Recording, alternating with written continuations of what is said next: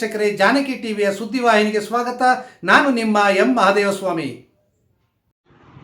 ಯಳಂದೂರು ತಾಲೂಕಿನ ಬಿಳಿಗಿರಿ ರಂಗನ ಬೆಟ್ಟದಲ್ಲಿ ಸಂಕ್ರಾಂತಿ ರಥೋತ್ಸವವು ಸಂಭ್ರಮ ಸಡಗರಗಳಿಂದ ಶುಕ್ರವಾರ ನೆರವೇರಿತು.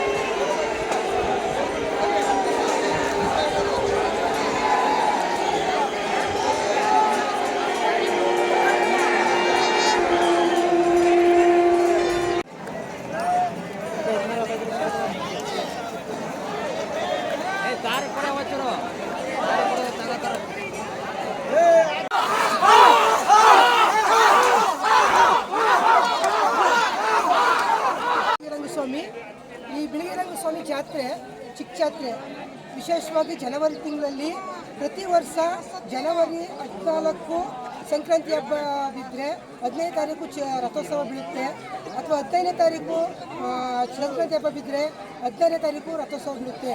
ಒಂದು ದಿನದಲ್ಲಷ್ಟು ಹೆಚ್ಚು ಕಂಡು ಪ್ರತಿ ವರ್ಷ ನಾನು ನೋಡಿದ ಕಾಲದಿಂದಲೂ ಇದು ಪ್ರತಿ ವರ್ಷ ಒಂದು ದಿನ ಹೆಚ್ಚು ಕಂಡು ನಡೀತಕ್ಕಂದರೆ ಬೇರೆ ಬೇರೆ ಹಬ್ಬಗಳು ಬೇರೆ ಬೇರೆ ತಿಂಗಳಲ್ಲಿ ಮತ್ತು ಬೇರೆ ಬೇರೆ ದಿನಗಳಲ್ಲಿ ವ್ಯತ್ಯಾಸ ಆಗ್ಬೋದು. ಆದರೆ ಸಂಕ್ರಾಂತಿ ಹಬ್ಬ ಮತ್ತು ನಮ್ಮ ಬಿಳಿಗಿರಿ ರಂಗ ಸ್ವಾಮಿ ಚಿಕ್ಕ ಜಾತ್ರೆ ಜನವರಿ ತಿಂಗಳ 14 ನಡ್ತಕ್ಕಂಥದ್ದು ವಿಶೇಷವಾಗಿದೆ.